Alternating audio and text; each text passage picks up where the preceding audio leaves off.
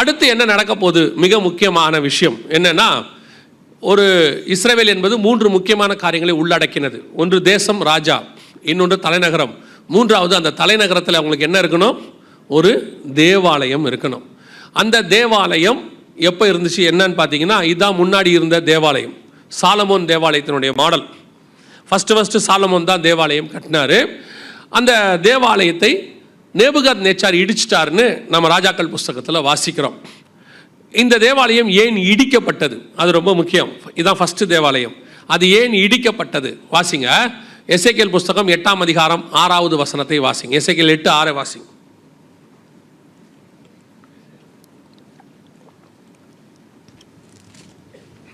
அவர் என்னை நோக்கி, மனுபுத்திரனே, அவர்கள் செய்கிறதை காண்கிறாயா? என் பரிசுத்த ஸ்தலத்தை விட்டு, நல்லா கவனிங்க, என் பரிசுத்த ஸ்தலத்தை விட்டு என்னை தூரமாய் போக பண்ணும்படியாக இஸ்ரவேல் வம்சத்தார் இங்கே செய்கிற மிகுந்த அருவருப்புகளை காண்கிறாய் அல்லவா? சபைக்குள்ள என்ன இருந்துச்சா? மிகுந்த அருவருப்பு. அது என்ன அருவருப்பு இருந்துச்சுன்ட்டு அப்புறமா நீங்க போய் எசேக்கியேல் புஸ்தகத்தை படிச்சுக்கோங்க. 3வது வசனத்திலிருந்தே இருக்கும் என்னென்ன அருவருப்புன்னு சொல்லி. ஒவ்வொரு காலகட்டத்திலும் அந்த அருவருப்புகள் மாறிக்கிட்டே வரும் சபைக்குள்ள. இப்போ அந்த அருவருப்புகள் சபைக்குள்ள இருக்கு. உலகளாவிய பல சபைகள் அருவருப்பின் உச்சத்தில் இருக்கு. இப்ப சபை ஏன் இடிக்கப்பட்டதுங்கிறதுக்கு காரணம் என்னன்னா, சபைக்குள்ள என்ன காணப்பட்டது? நீங்க பாருங்க, இன்னைக்கு சபை எடுத்துக்கொள்ளுங்க, ஒரு 5%, நான் சொல்றது ரொம்ப அதிகம், 5% பைபிள் சொல்லுகிறபடி சபை நடக்கிறது. சபை இன்னைக்கு உள்ளுக்குள்ள அருவருப்புகளின் உச்சத்தை கொண்டு வந்துருச்சு. என்ன அருவருப்புகளின் உச்சம் உள்ள வந்துருச்சு அப்படின்னு கேட்டீங்கன்னா, இன்னைக்கு சபைக்குள்ள நடக்கிற காரியங்கள் உங்களுக்கு தெரியும். இப்போ வெளிநாடுகளுக்கெல்லாம் போயிட்டீங்கன்னு சொன்னால் ஓரின சேர்க்கை, ஹோமோசெக்சுவாலிட்டின்னு சொல்லுவாங்க. அதை பற்றி சொல்ல வேண்டியது அவசியமாக இருக்குது இப்போ. ஏன்னா இங்கேயும் கொண்டாந்து தொலைச்சி விட்டாங்க. இங்கே அஃபிஷியலாக பர்மிஷனே கொடுக்குற இடத்துக்கு வந்துட்டாங்க. ஸோ இந்த ஹோமோசெக்சுவாலிட்டியெல்லாம் சர்ச்சுக்குள்ளே வந்துருச்சு. உள்ளுக்குள்ளே வந்து ஆணுக்கு கல்யாணம், பெண்ணுக்கு கல்யாணம், நாய்க்கு பூனைக்கும் கல்யாணம், பூனைக்கு நாய்க்கும் கல்யாணம், எல்லாம் பண்ணி வைக்கிறான் சர்ச்சுக்குள்ள. வெளிநாடுகளில் எல்லா இடத்துலையும் இது நடக்குது. இது கர்த்தர் அருவருக்கிற அருவருப்பு. அதாவது ஆண்டவர் சொல்றாரு, இழிவான இச்சை ரோகங்களுக்கு அவர்களை ஒப்பு கொடுத்தாருன்னு இருக்கு. சோதோமில் நடைபெற்றதான பாவம் இது சபைக்குள்ள வரக்கூடாது. ஆனால் இன்னைக்கு என்னன்னு பார்த்தீங்கன்னா, 90% சபைகள் வெளிநாடுகளில் கூட, இந்தியாவில் கூட நிறைய சபைகள் அதை அக்செப்ட் பண்ற இடத்துல இருக்கு. என்ன பண்றது? என்ன அது எப்படியே தப்பு? கர்த்தர் அவர்களையும் நேசிக்கிறார். இப்போ சொல்றேன், கர்த்தர் பாவியை தான் நேசிக்கிறாரு, பாவத்தை நேசிக்கல. புரியுதா? இப்போ உங்களுக்கு அந்த ஒரு லைன் அவங்க ஒரு டிஃபரன்ஸ் வச்சிருக்காங்க, அதை மட்டும் புரிஞ்சுக்கோங்க. எல்ஜிபிடின்னு சொல்றாங்கல்ல, அதுக்கு என்ன காரணம்னு கேட்டீங்கன்னா, அந்த டிரான்ஸ்ஜென்ரேஷன் எல்லாம் சொல்லுவாங்க, இந்த லெஸ்பியன் இப்படிலாம் சொல்லுவாங்க. இதில் வந்து திருநங்கைகள்னு ஒன்று சொல்கிறாங்க. அவங்கள கொண்டு வந்து ஓரின சேர்க்கையோட சேர்த்துக்கிறாங்க. ஓரின சேர்க்கைக்காரங்க சப்போர்ட் பண்ணிக்கிறாங்க. திருநங்கைனா இயற்கையாகவே அவங்க பாடியில் என்ன இருக்குது? பிரச்சனை இருக்குது. பிறக்கும் போதே குரோமோசோம் ப்ராப்ளம் இருக்கு. ஆனால் ஓரின சேர்க்கை என்பது இயற்கையான பாவம் இல்லை. அவங்களுக்கு புத்தி மங்கி போச்சு, புத்தி கேடுகளால் நிறைஞ்சிருச்சு. இப்போ ஒரு பீரியட்ல அது தப்புன்னு தெரிஞ்ச உடனே அவங்க விட்டுட்டு என்ன பண்ணிடுறாங்க? மாறிடுறாங்க. ஆனால் திருநங்கைகளால் என்ன செய்ய முடியாது? ஏன்னா அவங்க பாடி அது பாவம் இல்லை, அவங்களோட சரீரத்தில் இருக்கக்கூடியதான பலகீனம். ஆனா இது பாவம். இந்த பாவத்தை இவங்க என்ன பண்றாங்கன்னா, இந்த பலகீனக்காரங்களோட சேர்ந்துக்கிட்டு அவங்கள மாதிரியே தான் எங்களுக்குன்றாங்க. கிடையாது, ஓரின சேர்க்கை பாவம். நார்வேக்கு போயிருந்த போது அது அங்க கவர்மெண்ட் வந்து ஏற்றுக்கொண்டது, சபைகளும் அதை அங்கீகரிக்கிறது, கிறிஸ்தவர்கள் பலர் அங்கீகரிக்கிறார்கள். அப்போ அதை சொன்னா அஃபென்ஸ் சொல்லக்கூடாது, சபை சொல்லணும். அது கவர்மெண்ட் ரூல் என்ன வேணா இருந்துட்டு போட்டோம். பைபிள் ஒரு பாவத்தை பாவம் சொல்றது, அது பாவம் தான். யோசித்து கொள்ளுங்க, சோதோமுக்குள்ள அந்த பாவம் இருக்கு, நம்ம எல்லாருக்கும் தெரியும். அத்தனை பேரும் அது சரிங்கிறான், லோத்து ஒருத்த மட்டும் பாவங்கிறான். இப்ப எது கரெக்ட்? எல்லாரும் சொல்றதுனால பாவம் சரி ஆயிடாது. சொல்றது புரியுதா? எல்லாரும் செஞ்சிட்டாங்க, அதனால பாவம் என்ன ஆயிடாது? சரியாயிடாது. அத்தனை பேரும் ஏசபேல் பந்தியில போய் உட்காந்துட்டாலும் ஒரு எலியா சொல்லிக்கிட்டா இருப்பான், இது பாவம் பாவம் பாவம் சொல்லிக்கிட்டா இருப்பான். ஒரு நாள் வரும், ஏசபேல் பந்தியில உட்கார்ந்தவனே அக்கினி இறங்கி பட்சிக்கும், பட்டயத்தால் வெட்டப்படுவார்கள் சொல்லி பைத்தியமார ஒருத்த கத்திக்கிட்டு இருந்தான்ல, அவனை கர்த்தர் உயிரோடு கூட மேகத்தின் மேல் கொண்டு போய் விடுவார். அதான் உண்மை. சத்தியத்துக்கு ஒரு நாள் விட்டு கொடுக்காதீங்க. எல்லாரும் சொல்றாங்கன்றதுனால தப்பு சரியாயிடாது. நீங்க தப்புனா பைபிள் தப்புன்னு சொன்னா தப்பு தான். அது யார் சொன்னாலும் சரி, தப்பு தான். அது இல்லை, நம்ம காலத்துக்கு ஏற்ற மாதிரி அட்ஜஸ்ட் பண்ணி போனோம், நாம அது கொஞ்சம் அப்படி ஃப்ளெக்சிபிளா இருக்கணும். இந்த ஃப்ளெக்சிபிள் அட்ஜஸ்ட்ங்கிறதுலாம் வெளியே, சபைக்குள்ள ஃப்ளெக்சிபிளும் கிடையாது, அட்ஜஸ்ட். ஏன் தெரியுமா? சபையை ஃப்ளெக்ஸ் பண்ணவும் முடியாது, அட்ஜஸ்ட் பண்ணவும் முடியாது. இது இயேசுவோடைய மனவாட்டி. இதை ஃப்ளெக்ஸும் அட்ஜஸ்டும் பண்றது நம்ம யாரு? அவர் ரத்தத்தால் கழுவப்பட்டிருக்கிறது. இப்போ சொல்றேன், சபை என்பது கட்டடம் அல்ல, நீங்கள் தான் அவருடைய ரத்தத்தால் மீட்கப்பட்டீர்கள். நீங்க உட்கார்றதுக்கு இப்படி ஒரு இடம், நாளை கூட்டம் அதிகமாச்சுன்னா இன்னும் பெரிய இடம், அதுவும் பெரிய கட்டடமே. You are the church. So நீங்க கர்த்தருக்கு முன்பாக எப்படி இருக்கீங்கன்றது தான் முக்கியம். இன்னைக்கு சபைகளுக்குள்ள அருவருப்புனா வந்துருச்சு. அவங்க நாட்டில் அப்படி, இப்ப நம்ம நாட்டுக்கு வந்துட்டு இங்க வேற விதமான அருவருப்பு. யோசிச்சு பாருங்க, நோவா காலத்துல ஒரு பாவம் இருந்துச்சு. அதை இயேசு சொல்றாரு. என்ன பாவம் இருந்துச்சு? மத்திய 24, 37, 38 சொல்றாரு. புசித்தும் குடித்தும் பெண் கொண்டும் பெண் எடுத்தும். பெண் கொண்டும் பெண் எடுத்தும் பாவமா? கல்யாணம் பண்றது தப்பா? அப்படித்தானே சொல்றாரு. ஏன் சொல்றாரு? பெண் கொண்டும் பெண் எடுத்தும். கல்யாணம் பண்றது தப்பு இல்லை, அது கர்த்தரே உண்டாக்கினது. விவாகம் யாவருக்குள்ளும் கனம் உள்ளதா இருக்கு. பெண் எப்படி எடுக்கணும்னு சொல்றாரு. நோவா காலத்தில் எப்படி எடுத்தாங்களாம்? தேவபுத்திரர் மனுஷகுமாரத்திகள் அதிக சௌந்தரியம் உள்ளவர்கள் என்று கண்டு தங்களுக்குள்ளே பெண் கொண்டார்கள். கர்த்தர் சொல்றாரு, என் ஆவி மனுஷனோடு கூட போராடுவதில்லை. இது அப்படியே இன்னைக்கு இயேசு வர காலத்துல என்ன இருக்கு? இன்னைக்கு சபைக்குள்ள என்ன வருது? அருவருப்பு. என்ன அருவருப்பு? உலகத்தில் இருக்கக்கூடியதான மியூசிக்கையும் உலகத்தில் இருக்கக்கூடிய வர்ஷிப்பையும் அவங்க யூஸ் பண்ணக்கூடியதான டெம்ப்ளேட்ஸையும் இங்க கொண்டு வந்து இவங்க கிறிஸ்தவத்தோட அதை மிக்ஸ் பண்றாங்க. அதுக்கு என்ன சொல்றாங்க? பல நாட்டு மியூசிக்கை கேட்டு கொண்டு வந்து சபைக்கு கொடுத்தா இன்னைக்கு உள்ளவங்களை அது தக்க வச்சு கொள்றதுக்கு, என்டர்டைன் பண்றதுக்கு யூஸ்ஃபுல்லா இருக்கும்ன்றாங்க. இதுதான் நோவா காலத்து பாவம். உலகத்தில் உள்ளதை சபைக்குள்ள கொண்டு வரக்கூடாது. உலகம் புறப்பட்டு போய், சபை புறப்பட்டு போய் உலகத்தை சபை மாதிரி மாத்தணும். உலகம் சபைக்குள்ள வந்து சபை உலகமா மாறக்கூடாது. இன்னைக்கு அங்க இருக்கக்கூடியதான காரியங்களை கொண்டு வந்துடுறாங்க. அங்க இருக்கக்கூடியதான வர்ஷிப் மெத்தட் வேர்ல்ட்ல இருக்கு. அவங்க பல விதமான மெத்தட்ஸ் வச்சிருக்காங்க. அந்த ராக், ஜாஸ், அது இதுன்னு எவ்வளவோ இருக்கு. அதை கொண்டு வந்துடுறாங்க. இன்னும் ஒரு பெரிய கொடுமை என்ன தெரியுமா? அங்க ரட்சிக்கப்படாதவனை கூட்டு வந்து இங்க வாசிக்க வைக்கிறான். அங்க ரட்சிக்கப்படாதவனை கூட்டு வந்து இங்க பாட வைக்கிறான். கேட்டா சாங் குவாலிட்டியா வரணும்னு. யோசிச்சு கொள்ளுங்க. இங்க குவாலிட்டி முக்கியம் இல்ல. நான் சொல்றது புரியுதா? இங்க என்ன முக்கியம் இல்ல? குவாலிட்டி முக்கியம் இல்ல, இங்க ஸ்பிரிச்சுவாலிட்டி தான் முக்கியம். உனக்கு குரல் நல்லா இல்லாம இருக்கலாம், ஆனா கர்த்தருடைய நாமத்தில் பாடும்போது அதில மகிமை வெளிப்படும். அநேகரை ரட்சிக்க கர்த்தர் வல்லமை உள்ளவராய் இருக்கிறார். குரல் நல்லா இருக்கு, நல்லா வாசிக்கிறான், நல்லா கிட்டார் வாசிக்கிறான், நல்லா கீபோர்டு போடுறான்னு ஆண்டவருக்குள்ள இல்லாதவனை கூட்டிட்டு வந்துட்டீங்க, தொலைஞ்சுது. அதுதான் அந்நிய அக்கினி உள்ள வரதுக்கு சமம் பலிபீடத்துக்குள்ள. இந்த அருவருப்பு இன்னைக்கு சபைக்குள்ள இருக்கு. அநேகருக்கு என்ன தேவைப்படுது இப்போ? குவாலிட்டி. ஏன்னா இப்போ வந்து குவாலிட்டி காலங்க, பயங்கரமா குவாலிட்டி காட்ட வேண்டியிருக்கு. ஒரு சபை கட்டுறதா இருக்கட்டும், அல்லது ஒரு வர்ஷிப் நடத்தா இருக்கட்டும், அல்லது ஒரு ப்ரோக்ராம் நடத்துறதாக இருக்கட்டும், அல்லது ஒரு மீட்டிங் நடத்துறதா இருக்கட்டும், அவர்கள் குவாலிட்டியில கான்சென்ட்ரேட் பண்றாங்க. நான் குவாலிட்டி வேணானே சொல்லல. குவாலிட்டி ஸ்பிரிச்சுவாலிட்டியை பாதிக்காம பார்த்துக்கணும். ஒருவேளை ஸ்பிரிச்சுவாலிட்டியை பாதிக்கிற குவாலிட்டி நமக்கு தேவையே கிடையாது. Spirituality is very important. நீங்க கோட்டை போட்டுக்கிட்டு தப்பான ஒரு பாட்டை பாடுறதை விட சிறைச்சாலையில கை கால் கட்டப்பட்டு துதித்து பாடும்போது சிறைச்சாலையின் கதவுகள் உடையும். அவன் என்ன ட்ரெஸ் போட்டிருந்தாலும் முக்கியம் இல்ல, ஸ்பிரிச்சுவாலிட்டி. கோட்டு போடுறது தப்புன்னு சொல்றான். இல்ல இல்ல இல்ல, நீ கோட்டு போடுறதுக்கு முன்னாடி உள்ளான மனுஷன் கர்த்தருக்குள்ள ஸ்ட்ராங்கா இருக்கானான்னு பாருங்க. நமக்கு முன்னாடி இருந்த ஊழியக்காரர்கள் நமக்கு அதை தான் சொல்லி கொடுத்தாங்க. அவங்க வெளியே இருக்கிறதுல கான்சென்ட்ரேட் பண்ணல, ஸ்பிரிச்சுவாலிட்டியில கான்சென்ட்ரேட் பண்ணாங்க. அதுக்கப்புறம் வெளியவும் கான்சென்ட்ரேட் பண்ணாங்க.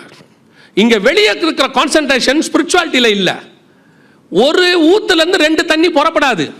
ஒரு உலகத்தான குழந்தை இங்க வாசிக்க வச்சிட்டீங்கன்னா அவங்ககிட்ட இருந்து எப்படி ஸ்பிரிச்சுவாலிட்டி வருமா? வராது. குவாலிட்டி வரும். அவனை மாதிரி வாசிக்கவே முடியாது, அவனை மாதிரி வாசிக்க முடியாது.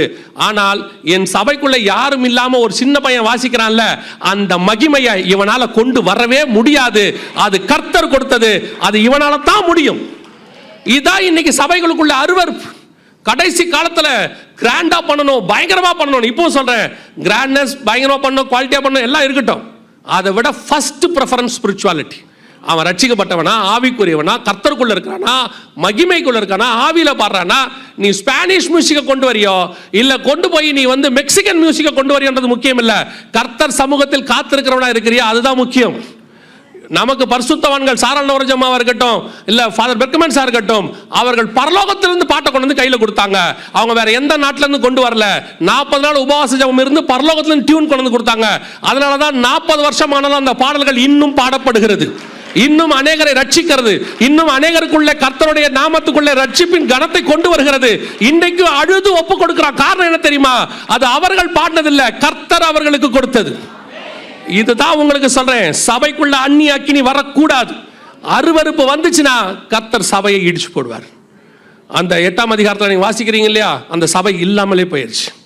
திருப்பி 70 வருஷம் கழிச்சு ஆண்டவர் திருப்பி சபையை கட்டும்படி செருபாபேலுக்கு சொல்றார். செருபாபேலும் யோசுவா என்கிற ஆசாரியனும் கர்த்தர் ஆவியை ஏவின மனுஷர்களும் சேர்ந்து மீண்டும் ஒரு 2வது தேவாலயம் கட்டினாங்க. இந்த தேவாலயம் என்னவா மாறிடுச்சு. திருப்பி அந்த தேவாலயம் ஒரு கல்லின் மேல் ஒரு கல் இல்லாதபடிக்கு இடிக்கப்பட்டு போச்சுன்னு வசனம் சொல்லுது. மத்திய 24:2. என்ன காரணம் வாசிங்க. மத்திய சுவிசேஷம் 21ஆம் அதிகாரம் 12வது வசனம்.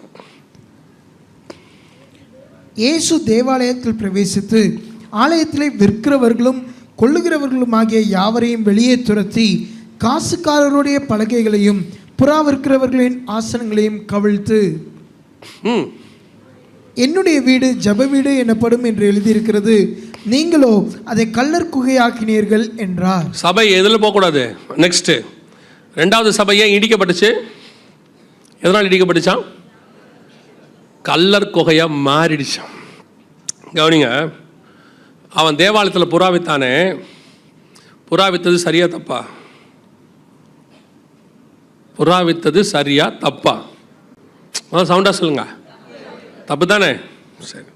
இப்போ புறா ஏன் விற்றான்? பலி செலுத்துறதுக்காக விற்றாங்க. இப்போ வர ஜனங்களுக்கு புறா அங்கேயே விற்றோம்னா வாங்கி பலி செலுத்துறதுக்கு ஈஸியாக இருக்கும். ஸோ அவங்க தேடி அலைய வேண்டாம்.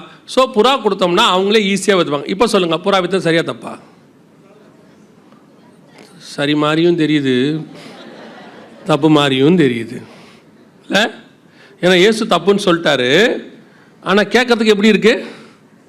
சரி மாதிரி தான் இருக்கு. ஆமாம், பலி செலுத்துக்கு தானே புறா அங்கே தானே விற்றாங்க. இப்போ எப்படி இருக்கும் பாருங்களேன். இப்போது பலி செலுத்துறதுக்கு கிளம்புறோம். இப்போ கிளம்பும் போது வீட்டில் இருக்கவங்க எப்படி கேட்பாங்க, எப்பா பலிக்கு புறா வாங்கிட்டீங்களா? சர்ச்சு வாசலில் பிரதர் லாசர் கடை வச்சுருக்காருமா, அவர்கிட்ட சொல்லிட்டேன், நல்ல புறாவாக எடுத்து வச்சுருப்பார். ஏம்மா போகும்போது கேட்பாங்க, எப்பா எடுத்து வச்சுருப்பாரா? பயங்கர ரஷ்ஷாக இருக்குப்பா, எல்லாரும் பூரா ஆர்டர் கொடுத்துருக்க போகிறாங்க, அதெல்லாம் வச்சுருப்பாருப்பா. போனால் பிரதர் லாசர் வச்சுருக்காரு. பிரதர் புறா ரெடியாக இருக்குது பிரதர். எவ்வளவு? 100 ரூபா. என்ன பிரதர் 100 ரூபாங்கிறீங்க?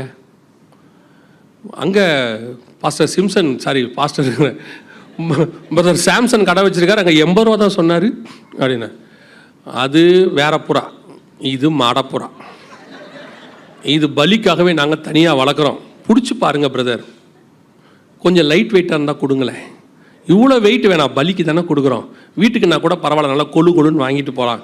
இது 1 டைம் பலி தான், பார்த்து சொல்லுங்கள் பிரதர். இப்போ சொல்லுங்கள், இது சரியா தப்பா?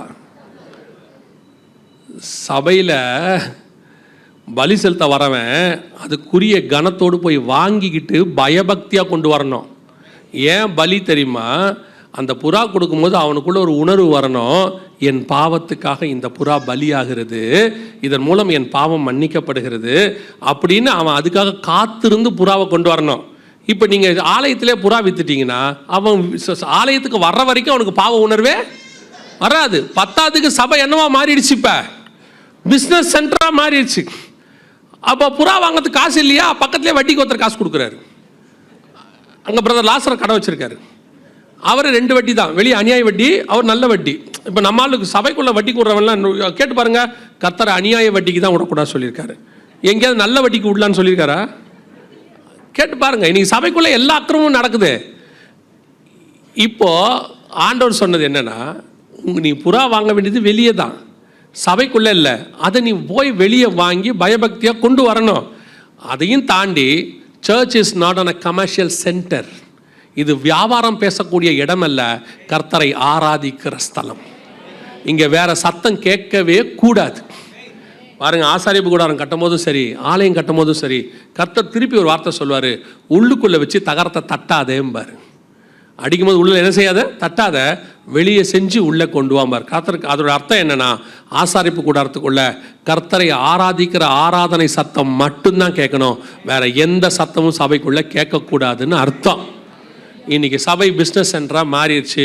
புறா விற்கிறது தப்புனா புறா பிரியாணி விற்கிறதும் தப்பு தான். இன்னைக்கு என்னன்னு கேட்டிங்கன்னா, புறா விற்றா தானே தப்பு, புறா பிரியாணி விற்றா தப்பு இல்லை. புறா தான் உயிரோடு இல்லையே. நமக்கு நாம என்ன ஆகிட்டோம், திருப்பி சபை என்னவா மாறிடுச்சு, கமர்ஷியல் சென்டர்ஸ். நாம் நிறைய வியாபாரிகளாக மாறிட்டே இருக்கிறோம். சபைக்குள்ளே வியாபாரம் நடக்குது. சபைக்குள்ளே வந்து எம்எல்எம் பண்ணிக்கிட்டு இருக்காங்க, மல்டி லெவல் மார்க்கெட்டிங். சபைக்குள்ளே உட்காந்து விசுவாசியை 4 பேரை பிடிச்சிக்கிட்டு இருக்காங்க. அவர் ஆராதனை நடத்திக்கிட்டு இருக்கார், ஆவியை ஊத்தும்னு.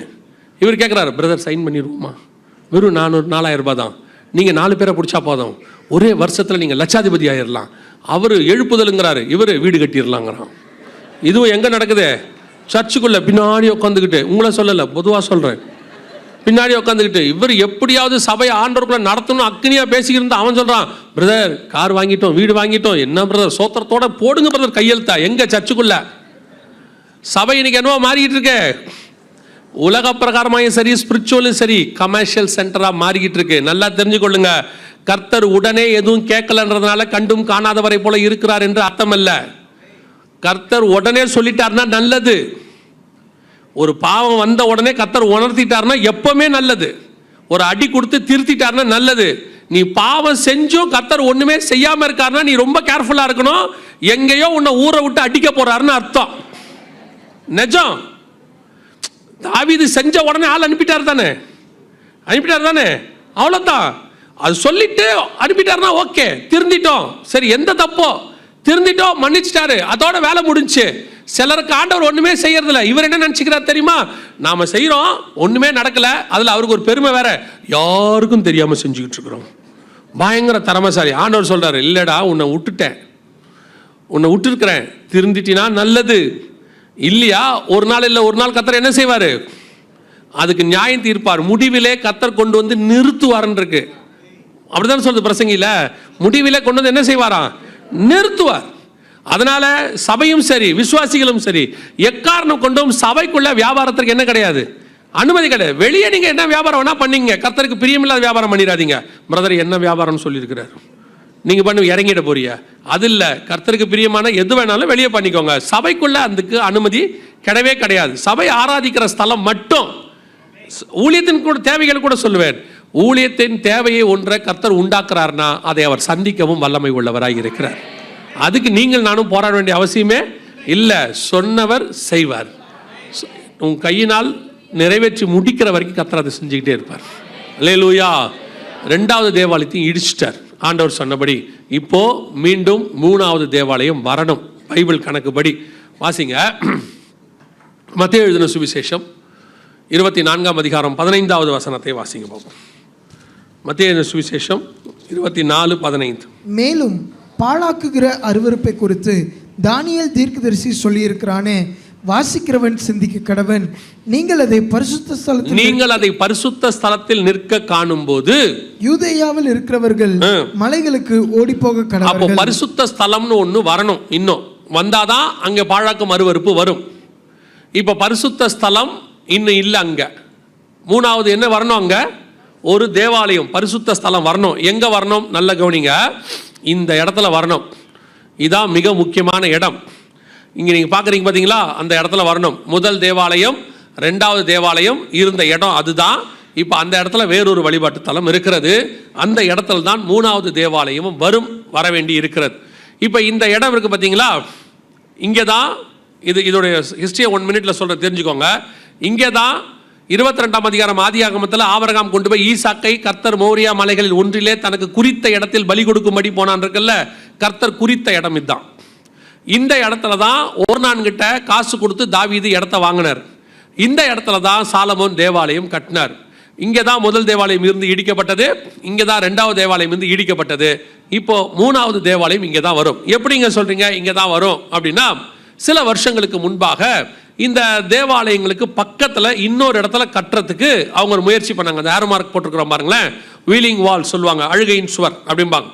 அதுக்கு பக்கத்தில் தேவாலயம் கட்டணும்ன்ட்டு அவங்க போய் அவங்களுடைய பிரதமர்கிட்ட கேட்டாங்க, அங்கே இருக்க ரபிமார்கள்லாம். அப்போ அவர் சொல்லிட்டாரு, அதெல்லாம் கட்ட அனுமதி கொடுக்க முடியாது அப்படின்னு சொல்லிட்டாரு, கட்டலை. ஆனால் உண்மையிலேயே அந்த இடத்துல கட்ட முடியாது. முதல் தேவாலயம் அங்கே இல்லை, ரெண்டாவது தேவாலயம் அங்கே இல்லை. ஸோ அவங்க வேறு இடத்துல கட்ட முயற்சி பண்ணாங்க, கத்தர் அனுமதி கொடுக்கல. இந்த இடத்துல தான் தேவாலயம் வரும். இப்போ என்ன நடக்குது, ஆரம்பிச்சிருக்கு, முடிய போதுங்கிறத மாத்திரம் சொல்லிட்டு நான் முடிக்க விரும்புகிறேன். நல்லா கவனிங்க.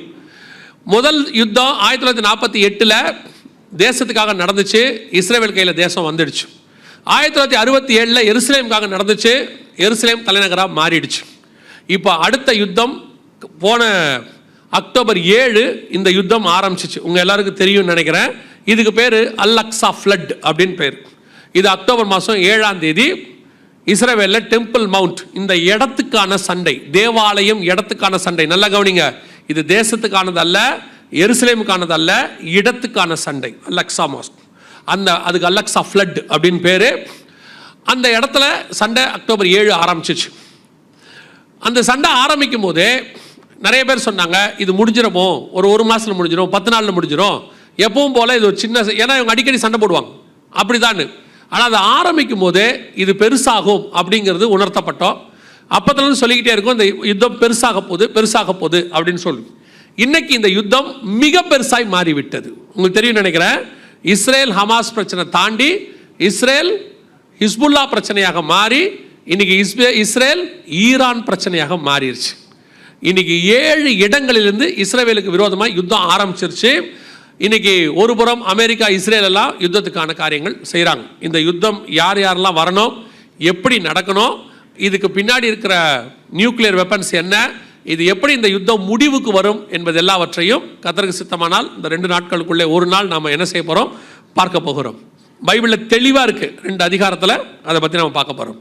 ஸோ இப்போ இந்த யுத்தம் என்னவாய் முடியும்ன்றதை மாத்திரம் சொல்லிட்டு நான் முடிக்க விரும்புகிறேன். இந்த இடத்தில் தான் தேவாலயம் வரணும். அதுக்கான யுத்தம் தான் இப்போ ஆரம்பிச்சிருக்கு. இந்த யுத்தம் இன்னும் பெருசாக மாறும். பெருசாக மாற மாற என்ன நடக்கும் அப்படின்னு கேட்டிங்கன்னா, இந்த இடத்துல இருக்கக்கூடியதான வழிபாட்டு தலத்தை ஏதாவது ஒரு வகையில் இடிக்கப்பட்டுரும். அதாவது அது இஸ்ரேல் இடிக்குதா இல்லை யாருக்கு ராக்கெட் இடிக்குதா தெரியாது, ஆனால் கண்டிப்பாக இந்த வழிபாட்டு தலம் இடிக்கப்பட்டு இந்த இடம் மீண்டுமாக இஸ்ரேல் வசம் ஒப்படைப்பதற்கான காரியம் நடக்கும். அதற்கான யுத்தம் மிக பெருசாக இருக்கும். நீங்கள் நினைக்கிற மாதிரி சாதாரணமாக இல்லை. அடுத்த சில வருஷங்கள் மிக மோசமான வருஷங்கள் உலகத்திற்கு, மிக மிக மோசமான வருஷம். யுத்தம் கர்த்தருக்கு சித்தமானால் 3ஆம் உலக யுத்தமாக அது இருக்கும். ஸோ உலகளாவிய மிகப்பெரிய காரியம் நடக்கும். அதனுடைய முடிவில் இந்த இடம் இஸ்ரேல் வசம் போகும். அது நடக்கிறதுக்கு இன்னும் எத்தனை வருஷம் ஆகும் தெரியாது, ஆனால் போகும். அந்த இடம் போகும்போது மீண்டுமாக இங்கே அவர்கள் தேவாலயம் கட்ட ஆரம்பிப்பார்கள். தேவாலயம் கட்ட ஆரம்பிக்கிறதுக்கு ஃபஸ்ட்டு என்ன செய்வாங்கன்னா, ஒரு பலிபீடத்தை கொண்டு வந்து இங்கே வைப்பாங்க. நான் சொல்கிறேன், நல்லா கவனிங்க, இது எதுவும் கதை கிடையாது. பைபிளில் உள்ள தீர்க்க தரிசனத்தை மொத்தத்தையும் ஸ்குவீஸ் பண்ணி நேரம் இல்லாதனால உங்களுக்கு வரிசையாக டைம் லைனாக சொல்கிறேன். இந்த யுத்தம் உச்ச நிலையில் அடையும் போது ஒன்று இந்த வழிபாடு தலம் இல்லாமல் போகும், அதுக்கப்புறம் யுத்தம் யுத்த நிலைக்கு போகும். முடிவில் அதை இஸ்ரவேல் வசம் இந்த இடத்த ஒப்படைப்பாங்க. ஒப்படைச்ச பிறகு இந்த இடத்துல ஒரு பலிபீடம் கட்டுவாங்க. அதுதான் சபைக்கான மிக முக்கியமான அடையாளம், பலிபீடம் கட்டுவாங்க. இது என்ன அடிப்படையில் நீங்கள் சொல்கிறீங்க, எந்த வசனத்தின் அடிப்படையில் சொல்கிறீங்க அப்படின்னு கேட்டால் வாசிங்க. லூக்கா எழுதின சுவிசேஷம் 21ஆம் அதிகாரம் 24வது வசனத்தை வாசிங்க. லூக்கா 21:24 வாசிங்க. பட்டய கருக்கினாலே விழுவார்கள், சகல புறஜாதிகளுக்குள்ளும் சிறைப்பட்டு போவார்கள், புறஜாதியாரின் காலம் நிறைவேறும் வரைக்கும். புறஜாதியாரின் காலம் நிறைவேறும் வரைக்கும். புறஜாதியாரின் காலம்னா என்ன அப்படின்னு கேட்டிங்கன்னா, இந்த இடத்துல தேவாலயம் இருந்து, இங்கே நியாயப்பிரமாணம் இருந்து, இங்கே பலி செலுத்தி கொண்டிருந்த காலம் வரைக்கும் இருந்துச்சு. எப்போ நம்முடைய காலம், சபை காலம் வந்துடுச்சோ, இந்த தேவாலயம் இடிக்கப்பட்டுருச்சு. அங்கே இருந்தது நியாயப்பிரமாணம் ஸ்டாப் ஆயிடுச்சு, பலி ஸ்டாப் ஆயிடுச்சு. 7 சபைன்னு சொல்கிறோம் இல்லையா வெளிப்படுத்தின விசேஷத்தில், 7 சபையும் எங்கே இருக்குது? துருக்கியில் இருக்கு. எபேசு, சிமிர்னா, பெர்கமு, தியத்தரா, சர்தை, பிலடெல்பியா, லவதோக்கியா. 7 சபை எங்கே இருக்குது? துருக்கி, புறஜாதியாருக்கு போயிடுச்சு. சரி, அது அப்படியே இப்படி எடுத்துக்கோங்க. பவுல் 7 சபைகளுக்கு தான் நிருபம் எழுதுறார். ரோமர், குருந்தியர், கலாத்தியர், எபேசியர், கொலோசையர், பிலிப்பியர், தெசலோனிக்கேயர் 7 சபைக்கு எழுதுறார். இந்த 7 சபையும் புறஜாதியார்ல தான் இருக்கு. ஒன்று கூட எங்க இல்லை, இஸ்ரவேலுக்கு உள்ள இல்லை, எல்லாமே இஸ்ரவேலுக்கு வெளியே இருக்கு. வெளிப்படுத்தின விசேஷ சபையும் எங்க தான் இருக்கு, இஸ்ரவேலுக்கு வெளியே இருக்கு. ஸோ இது புறஜாதியாருக்கான காலம், நம்ம காலம் எல்லாமே புறஜாதியாருக்கு எழுதப்பட்டது. அது இடிச்சு பலி நிறுத்திட்டு இப்போ நம்ம கிட்ட கொடுத்துருக்கிறார். இப்போ திருப்பி அதை இடிச்சிட்டு தேவாலயம் வரப்போகுது. அதாவது மீண்டும் நியாயப்பிரமாணம் 7 வருஷம் வரப்போகுது. அப்படி வரப்போகுதுன்னா புறஜாதியார காலம் நிறைவாக போகுதுன்னு அர்த்தம். சொல்றது புரியுதா? ஸோ இது கீழே விழுறதை நீங்க பார்த்துட்டீங்கன்னா லூக்கா 21:24 நிறைவேற போகிறதுன்ற அர்த்தம். புறஜாதியாரின் காலம். இப்போ நீங்க உலக பிரகாரமாக எடுத்துக்கிட்டீங்கன்னா இந்த எருசலேம் முழுக்க இஸ்ரவேல் ஹோலி சைட்டா வச்சிருந்தாங்க ஒரு காலத்தில். இந்த வழிபாடுதல் இருக்கிறதுனால மற்ற மதக்காரங்களும் வந்து போயிட்டு இருக்கிறாங்க. ஸோ இது இல்லைன்னா அவங்க இந்த இடத்த முழுக்க அவங்க எடுத்துருவாங்க, யாரையும் உள்ள விடவே மாட்டாங்க. இப்போ வசனத்தின்படி புறஜாதியாரின் காலம் நிறைவேறும் வரை எருசலேம் புறஜாதியாரால் மிதிக்கப்படும். இது இல்லைன்னா அதுக்கப்புறம் என்ன செய்யாது, மிதிக்கப்படாது, டோட்டலாக அவங்க கண்ட்ரோல் எடுத்துருவாங்க. ஸோ எல்லாத்துக்கும் இது ஒரு அடையாளம், நமக்கு அடையாளம் தான். இப்போவும் சொல்றேன், இது இருக்கிறதுனாலையோ விழுறதுனாலையோ நமக்கு எந்த விதமான பிரயோஜனமும் இல்லை. எருசலேம் தேவாலயம் கட்டுறதுனாலையும் உங்களுக்கு எனக்கும் பிரயோஜனம் இல்லை. ஏன்னா எருசலேம் தேவாலயத்துக்கு நமக்கு எந்த சம்பந்தம் இல்லை. அது அவங்களது, யூதர்களது. அது நியாயப்பிரமாணம், நமது சுயாதீன பிரமாணம், நாம் தான் சபை. இதெல்லாம் ஏன் சொல்றோம்னா இது தீர்க்க தரிசனமாய் பைபிள்ல உள்ளது. இது நடக்கிறதை நீங்கள் காணும் போது 21-24 ஒரு பலிபீடம் கட்டுறதை நீங்க பாப்பீங்க. அதான் லாஸ்ட். அதோட அவங்க பலி ஆரம்பிச்சிடும், நம்ம காரியம் முடிவுக்கு வந்துடுச்சுன்னு அர்த்தம். இப்போ புரியுதா? இப்போ லூக்கா 21-24 வாசிங்க இல்லையா, 28 வாசிங்க. இப்ப லூக்கா 21:28. இவைகள் சம்பவிக்க தொடங்கும் போது உங்கள் மீட்பு சமீபமாக இருப்பதால் நீங்கள் நிமிர்ந்து பார்த்து உங்கள் தலைகளை உயர்த்தி. அப்ப இதெல்லாம் சம்பவிக்க ஆரம்பிக்கும் போது என்ன ஆகுது, ஒரு மீட்பு சமீபமாக இருக்கிறது என்று அர்த்தம். இவைகள் எல்லாம் சம்பவிக்க ஆரம்பிக்குதுன்னா ஒரு மீட்பு சமீபமாக இருக்குன்னு அர்த்தம். இவை சம்பவிக்க ஆரம்பிச்சிடுச்சுன்னு அர்த்தம். இப்ப சம்பவிக்க தொடங்கும் போதுன்னு இருக்குல்ல, தொடங்கிடுச்சு. எப்ப தெரியுமா? போன அக்டோபர் 7 தொடங்கி கிட்டத்தட்ட 10 மாசம் ஆக போகுது. இது அப்படியே தொடர்ச்சியாகி ஈரான் கூட இன்னும் சில நாடுகள் சேரும், கடைசியா ரஷ்யா வரும், நாளைக்கு பார்ப்போம். இதெல்லாம் சேர்ந்து ஒரு மிகப்பெரியதான காரியத்தை முடிவுக்கு கொண்டு வந்து கடைசியா இவங்க எல்லாம் என்ன செய்ய போறாங்கன்னா இந்த இடத்த கொண்டு போய் அவங்க கையில் ஒப்படைக்க போறாங்க. அந்த இடத்துல ஒரு பலிபீடம் கட்ட போறாங்க. இவைகள் சம்பவிப்பதை நீங்கள் காணும் போது, அதான் பலிபீடம் கட்டுறதும் பைபிள் இருக்கு. இவைகள் சம்பவிக்கிறதை நீங்கள் காணும் போது, அங்க வசனம் என்ன சொல்லுது? உங்கள் மீட்பு. இதை தான் வசனம் சொல்லுது. நீங்க வாசிச்ச மத்திய 24:32-33 இவைகளை எல்லாம் நீங்கள் சம்பவிப்பதை காணும் போது அவர் வாசல் அருகே சமீபமாய் வந்திருக்கிறார் என்று அர்த்தம். லூக்கா 21:28 மத்திய 24:32 நம் கண்களுக்கு முன்பு. இப்போ சொல்றேன், இதெல்லாம் ஒரு காலத்துல நடக்கும்னு சொல்லிட்டு இருந்தோம். 2004 இருந்து இந்த செய்தியை எடுக்கும் போது ஒரு நாள் இஸ்ரவேலுக்கு தலைநகராக எருசலேம் மாறும்னு 2004 செய்தி போட்டிருக்கோம். 8ல் 2018 ஆயிடுச்சு. நாங்க தீர்க்க தரிசனம் சொல்றது இல்லை, நான் தீர்க்க தரிசியும் இல்லை. பைபிள்ல உள்ள தீர்க்க தரிசனத்தை எக்ஸ்பிளைன் பண்றோம், அவ்வளவுதான். பைபிள் சொன்னபடி தேசம் வந்தாச்சு, ராஜா வந்தாச்சு, தலைநகரம் வந்துருச்சு. இது எல்லாமே இந்த 70 வருஷத்துக்குள்ளதான் நடந்திருக்கு. வித்தின் தி 70 years 6 years. இப்ப கடைசியா தேவாலயத்துக்கான சண்டையும் ஆரம்பிச்சிருச்சு.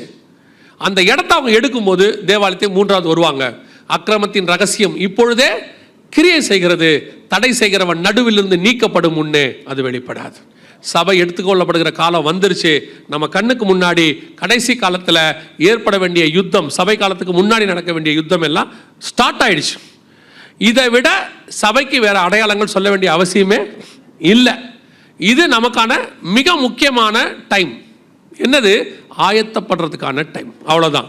இப்போவும் சொல்றேன், உங்களுக்கு கொடுத்துருக்கிற டைம் ஒன்லி ஆண்டவரை சந்திக்கிறதுக்கான டைம் மட்டும்தான். எலிசா சொல்வாரு, ஒலிவ தோப்புகளையும் தோட்டங்களையும் துறவுகளையும் திராட்சை தோட்டங்களையும் வாங்குவதற்கு இது காலமோ? கர்த்தர் கொடுத்தா வாங்கிக்கங்க, நீங்க தேடி ஓடாதீங்க. இது நீங்க ரெடி பண்றதுக்கான காலம்.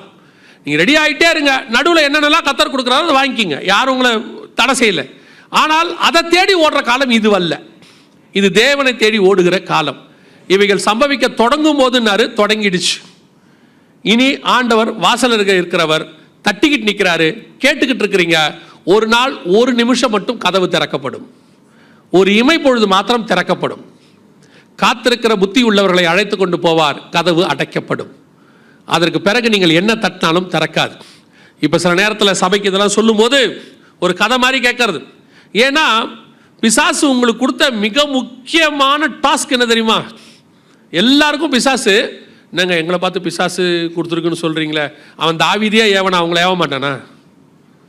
வசனம் அப்படி தானே சொல்லுது, தாவீதை பிசாசு ஏவினான். தாவீது யாருன்னா கர்த்தரை எப்பொழுதும் எனக்கு முன்பாக வச்சிருக்கிறேன்னு சொல்றவர், அவரையே ஏவிட்டான். நம்ம என்னைக்காவது ஒரு நாள் தான் கர்த்தரை முன்னாடி வச்சுக்கிறோம், நம்மளை ஏவ மாட்டானா? பிசாசுக்கு உங்க எல்லாருக்கும் ஒரு டாஸ்க் கொடுத்துட்டான். என்ன கொடுத்துட்டான்னா, எப்படியாவது ஒரு வீடு கட்டிட்டு தான் சாகணும், எப்படியாவது பிள்ளைகளுக்கு வீடு கட்டி கொடுத்துட்டு தான் சாகணும் அப்படின்னு இந்த கடைசி காலத்தில் என்ன செஞ்சுட்டான்? எல்லாருக்கும் ஒரு ஃபியூச்சர் பிளான் இருக்கு. எவ்ரிபடி எல்லாருக்கும் ஒரு எதிர்கால திட்டம்னு ஒன்று போட்டு அந்த திட்டத்தை நோக்கி ஓட வச்சுட்டான். நான் இப்பவும் சொல்றேன், உங்களுடைய காலங்கள் அவருடைய கரத்தில் வரையப்பட்டிருக்கிறது. நீங்க விரும்பினாலும் விரும்பாவிட்டாலும் அவர் திட்டத்தின்படி உங்களை செய்ய வச்சு தான் கொண்டுட்டு போக போறார். அவர் கூட இருந்து நடத்த தான் போறார். அவர் சொல்றபடி நடந்துட்டு போயிட்டே இருங்க. நீங்க ஏன் தூக்கி டென்ஷனை தலைக்கு மேல போட்டுக்கிறீங்க? உங்களை வச்சு ஒரு காரியத்தை கர்த்தர் தேவாலயம் கட்டணும்னு முடிவு பண்ணிட்டாருன்னா, நீங்கள் செருபாபேலா எங்கேயோ சும்மா கிடந்தாலும் கூப்பிட்டு சொல்லுவார், என்னுடைய பர்வதாங்க இது கிடக்கு, நீங்க இப்படி இருக்கிறீங்களே போய் கட்டுங்கன்னு சொல்வார்.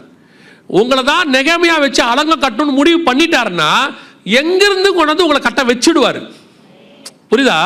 உங்களை கொண்டு கர்த்தர் செய்யணுங்கிறத நிச்சயம் என்ன செய்வார்? செய்வார். நீங்க ஏன் இப்பவே தூக்கி எல்லாத்தையும் தலைமையில போட்டுக்கிட்டு, சிலர்லாம் பார்த்தீங்கன்னா 28-30 வயசு தான் ஆகுது, இப்பவே ஹெல்த் இன்சூரன்ஸ் கட்டுறாங்க. எதுக்கு? 60 வயசுல எனக்கு வியாதி வந்தா என்ன செய்யலாம்? நான் சொல்றேன், 60ல் இருப்பீங்களா?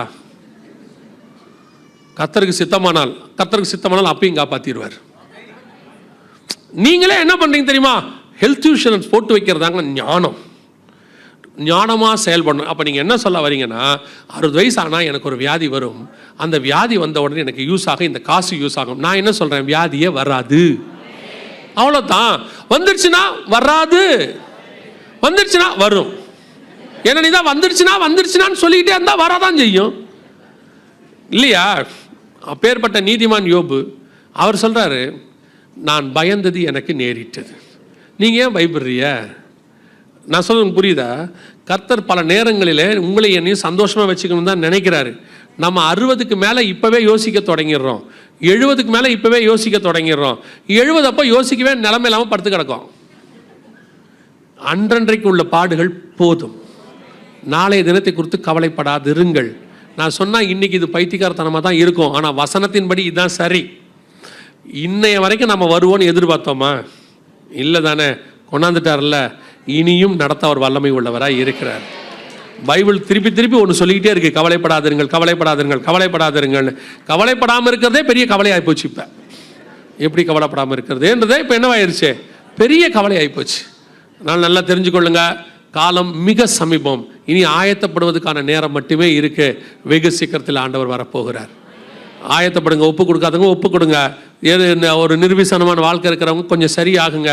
பின்மாற்றத்தில் இருக்கிறவங்க வாங்க, திருப்பி ஆண்டவர்கிட்ட ஒப்பு கொடுங்க. இன்னும் கொஞ்சம் காலம் செல்லும் நினச்சிருந்தவங்க தெரிஞ்சுக்கோங்க, காலம் செல்லாது, ஆரம்பிச்சிருச்சு, ஸ்டார்ட் ஆகிடுச்சு. நீங்கள் பார்க்குறத பார்த்தா எப்படி இருக்கு தெரியுமா? இதுக்கு தான் இந்த ஆள் மீட்டிங்க்கு நான் வர்றதில்லை. அட்வான்ஸ் கொடுத்துட்டு தான் வந்தேன், வரும்போது இந்த ஆள் இப்படி சொல்கிறான். உங்கள் மைண்ட் அப்படி தானே யோசிக்குது. நான் என்ன சொல்கிறேன், நீங்கள் அட்வான்ஸ் ஒருத்தர் என்கிட்ட சொன்னார். அப்படி அவர் சொன்னார், நான் சாகிறதுக்குள்ளே சொந்த வீட்டில் சாகணும் பிரதர் அப்படின்னாரு. நான் கேட்டேன், சாகிறதுக்கு முன்னாடி சொந்த வீடு வாங்கினா போதுமா, முந்தின நாள் வாங்கினா போதுமான்னு கேட்டேன். உங்கள் சாகும்போது சொந்த வீட்டில் தானே சாகணும், வாங்கின அன்றைக்கி செத்துப்போங்க. அவருக்கு டென்ஷன் ஆகிட்டார். என்ன இப்படி சொல்கிறீங்க? நீங்கள் தானே சொன்னீங்க, சொல்லும் போதே கரெக்டாக சொல்லணும், வீடு வாங்கி நல்லா வாழணும்ல சொல்லணும். சாகிறதுக்குள்ளே சொந்த வீட்டில் சாகணும்னா என்ன அர்த்தம்? சொல்லும் போதே நெகட்டிவ். கேட்டால் நான் நெகட்டிவாக பேசுகிறேங்கிறாங்க. நான் சொல்கிறேன், இங்கே சந்தோஷமாக வச்சிருக்கிற ஆண்டவர் முடிவு பரிந்தும் சந்தோஷமாக வைப்பார். நீங்கள் கவலைப்படாதிருங்க, இது வரைக்கும் நடத்தினவர் இனிமேலும் நடத்துவார். நம்ம வேலை ஒவ்வொரு நாளும் அவரை சந்திக்க ஆயத்தப்பட போகிறோம். அல்லேலூயா. நாம் ஜெபிக்க போகிறோம். ஏந்திரிக்கலாமா? நம்ம இருக்கிற இடத்துல இந்த பார்ப்போமா?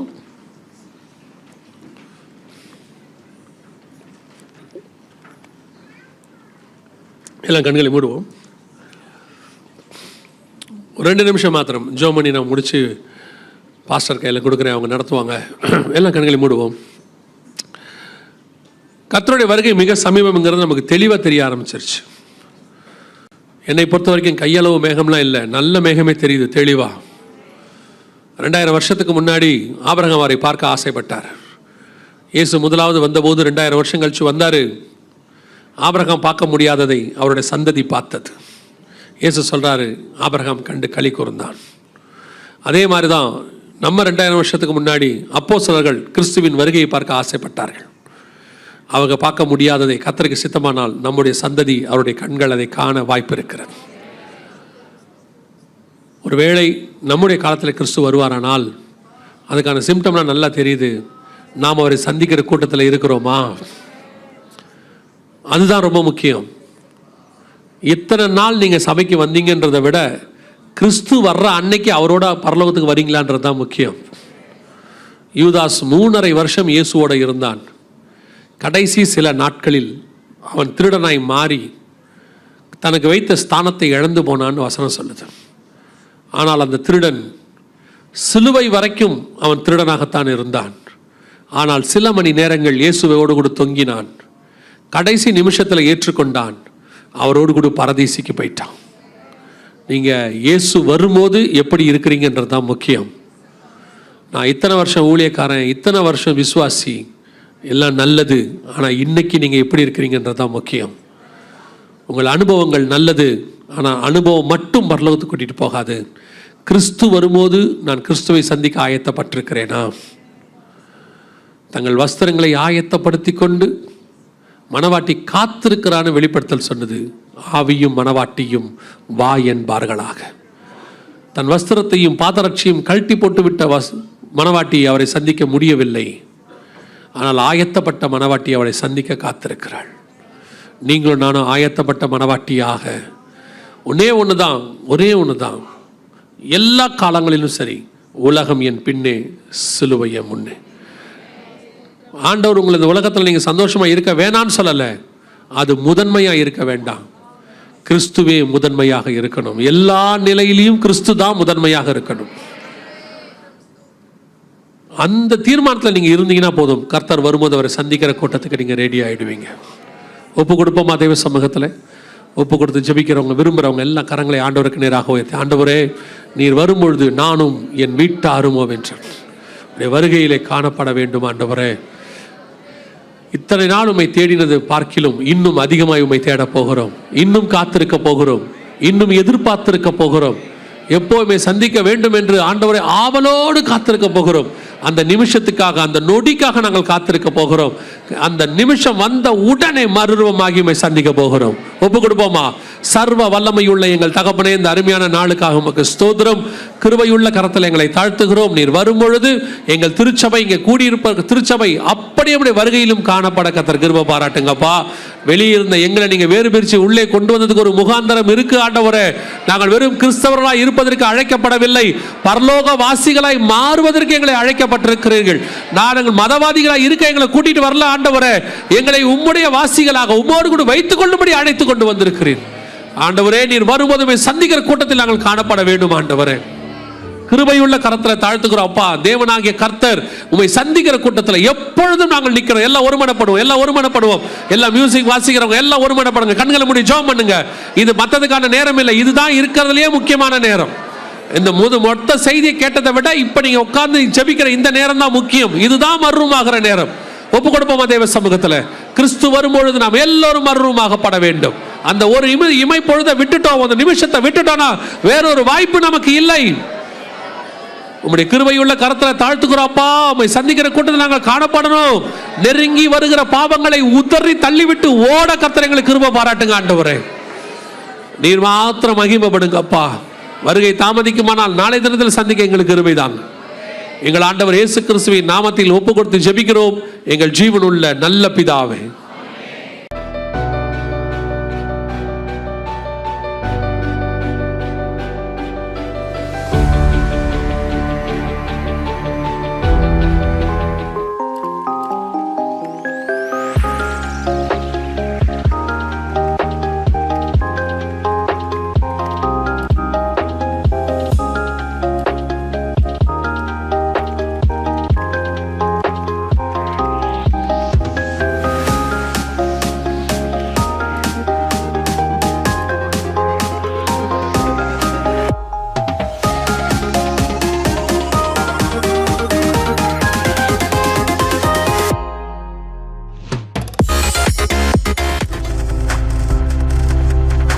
பார்த்து கொண்டிருப்பது உங்கள் ஜாய் டிவி. உங்கள் துக்கம் சந்தோஷமாய் மாறும்.